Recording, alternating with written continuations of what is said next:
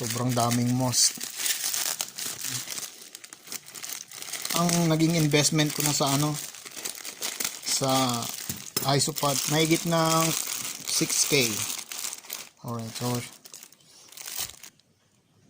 yan.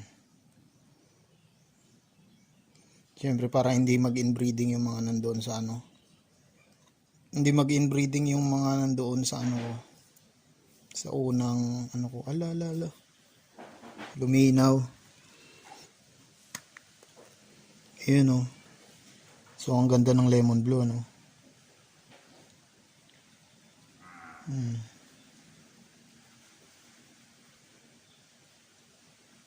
Alright, so what's going on mga to? Good morning. Alright, so today inaantay natin yung mga paparating nating isopods or order tayo ng lemon blue. Alright, lemon blue medyo mahal siya, kaya 6 na piraso lang yung kinuha natin. Kaya sana walang mamatay, tsaka sana dumami sila.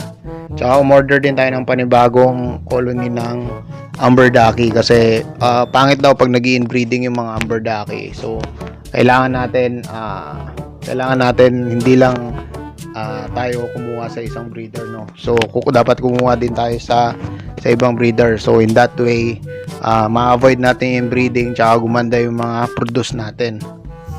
Alright, so andito na yung mga isopods natin. Naririnig ko na yung motor ni Kuya. Alright, so ayun.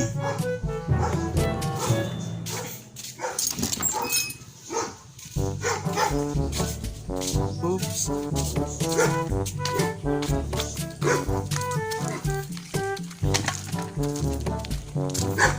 Natanggalay na kasa.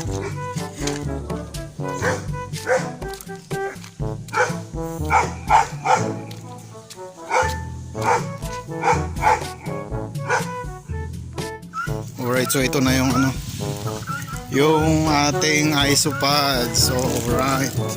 So syempre bubuksan na natin to. Yuhu!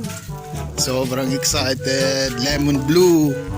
Tapos dagdag puwersang Amber Ducky.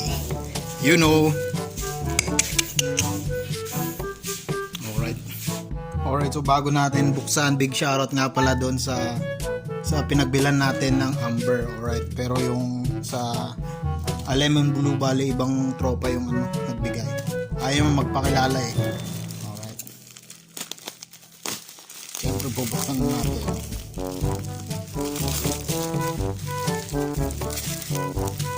Linagyan niya din ng moss.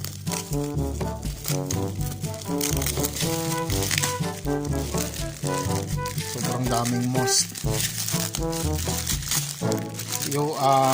Siya nga pala, bali ang naging investment ko na sa sa isopods is mahigit ng 6K. Alright, so syempre yung lemon blue kasi ang mahal nito per peraso to kasi rare siya.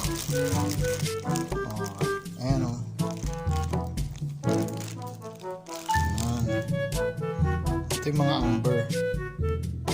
Amber Ducky. Ayan. Siyempre para hindi mag-inbreeding yung mga nandoon sa hindi mag-inbreeding yung mga nandoon sa sa unang ko. Ala. Ay malaglag yan. So isara ko muna. Tapos yung lemon blue, ayun ang ganda. Ayan mga lemon blue.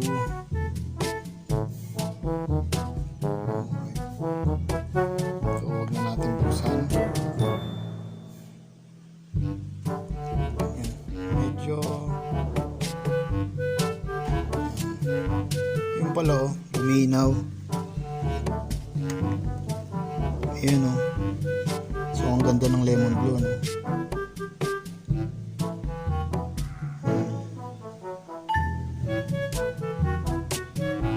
ayun ay idadagdag na natin yung yung mga bago nating ano, amber. So i-check din natin yung mga amber natin dito. Ayan.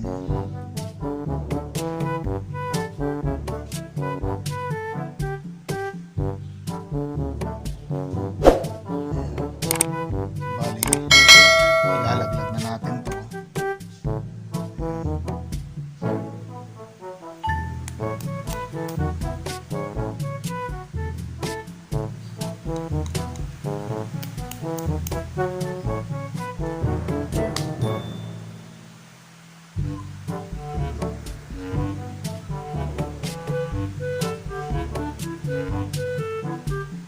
Yun ang gaganda nila oh.